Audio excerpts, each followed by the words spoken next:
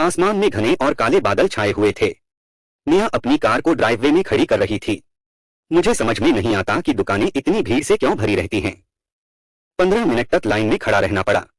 और अब ये खाने पीने की चीजें इतनी महंगी क्यों हो गई हैं? निया बड़बड़ाते हुए अपने बैग्स को छोटे से किचन में लाकर रखने लगी।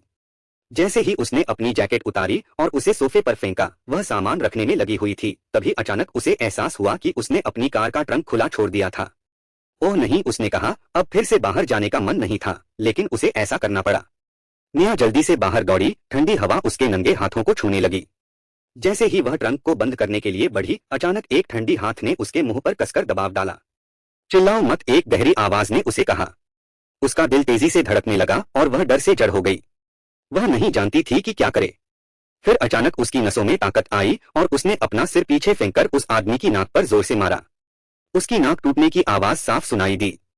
वह आदमी गुस्से में बड़बड़ाया और निया को छोड़ दिया। निया ने उसे पूरी ताकत से धक्का दिया। वह आदमी बुरी तरह गिरा और सिर से ट्रंक के किनारे पर टकराया। वह गिरते हुए ट्रंक में जा गिरा और अब उसकी शरीर हिलने डुलने की जगह स्थिर हो गई। निया की सांसें तेज हो गईं और उसने चारों ओर देखा। आसपास कोई नहीं था। उसने धीरे धीरे उसके शरीर की जांच की, लेकिन उसे कोई पल्स महसूस नहीं हुआ। वह मर चुका था। सोचो सोचो, उसने खुद से कहा। क्या करूं? पैनिक में निया ने उसे धीरे धीरे ट्रंक में डाला और उसे जोर से बंद कर दिया। पुलिस को बुलाने का वह कोई सोच भी नहीं सकती थी। पिछले महीने एक झूठी ड्राइविंग गिरफ्तारी के कारण वह कभी भी पुलिस के पास नहीं जाना चाहती थी। उसने अपनी जैकेट और कार की चाबियां लीं। बस उसे देश के बाहर ले जाती हूं और वहां छोड़ देती हूं।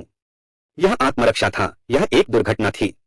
मुझे तो उसे मारने का इरादा नहीं था। शायद वह मुझे मार डालता। यह सब विचार उसके दिमाग में जैसे तेजी से दौड़ने लगे थे। निया 1 घंटे तक गाड़ी चलाती रही, फिर एक दूरदराज इलाके में जाने से पहले पेट्रोल भरवाने के लिए रुकी। उसने सोचा कि अगर पेट्रोल खत्म हो जाता तो बहुत बड़ी परेशानी हो सकती थी।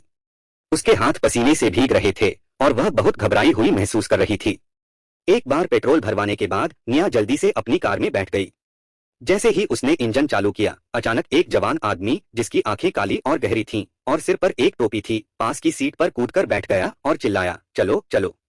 निया हड़बड़ाते हुए रुक गई। यह क्या हो रहा है, उसने सोचा, लेकिन जैसे ही उसने आदमी को देखा, वह समझ गई कि उसके हाथ में एक बंदूक थी। मैंने कहा चलो, उसने गुस्से से कहा और बंदूक निया की तरफ तान दी। निया घबराते हुए धीरे धीरे गाड़ी चलाने लगी। कुछ मिनटों बाद उस आदमी ने उसे एक सुनसान सड़क पर गाड़ी रोकने को कहा। निया ने तुरंत ब्रेक लगाई और गाड़ी को पार्क कर दिया। बिना किसी समय गवाए वह कार से बाहर कूद पड़ी और भागने की कोशिश की, लेकिन वह आदमी जल्दी से बाहर आया और उसका हाथ पकड़ लिया और उसे जोर से अपनी ओर खींच लिया।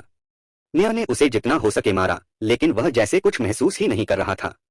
फिर उसने उसे हवा में उछाल लिया और वह निया को जैसे एक गुड़िया की तरह घुमा रहा था। आखिरकार आदमी का बंदूक अनजाने में गोली चला और निया गिरकर जमीन पर लुढ़क गई। उसकी सिर में गोली लग गई। आदमी गुस्से में आया और जमीन पर लात मारी। मैं तो बस उसकी कार चुराना चाहता था, मरवाना नहीं था। वह दौड़कर कार की ओर गया और ट्रंक खोला, उम्मीद करते हुए कि वह महिला का शरीर छिपा सके। लेकिन जो उसने देखा वह उसे चौंका दिया। ट्रंक में वह मृत आदमी पड़ा हुआ था। यह क्या हो रहा है, उसने गुस्से में चिल्लाया। उसने धीरे धीरे उस आदमी के शव को बाहर निकाला और दोनों शवों को एक ही ठंडी जमीन पर पड़ा हुआ देखा। अगले दिन जैसे ही सूरज बादलों के बीच से निकला, 2 पुलिस वाले उसी स्थान पर खड़े थे, शवों के पास। यह तो मर्डर सुसाइड लगता है, पुराने पुलिस वाले ने कहा, नाक खुजलाते हुए। मुझे भी ऐसा ही लगता है, युवा पुलिस वाला बोला, और उसने जमीन पर पैरों को घसीटते हुए देखा। एक मरा हुआ आदमी और एक मरी हुई महिला, दोनों के सिर में गोली लगी हुई थी।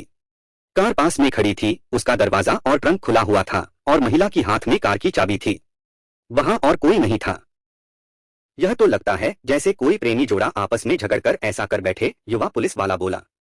मुझे कभी नहीं समझ में आता कि जब 2 लोग एक दूसरे से प्यार करते हैं तो वे इस तरह से क्यों खत्म होते हैं, बड़े पुलिस वाले ने कहा। सायरन की आवाज सुनाई दी और वे चुपचाप एम्बुलेंस का इंतजार करने लगे। फिर दोनों पुलिस वाले खामोशी से एम्बुलेंस में शवों को लोड होते हुए देखते रहे और फिर कार में बैठकर चुपचाप स्टेशन की ओर लौटने लगे।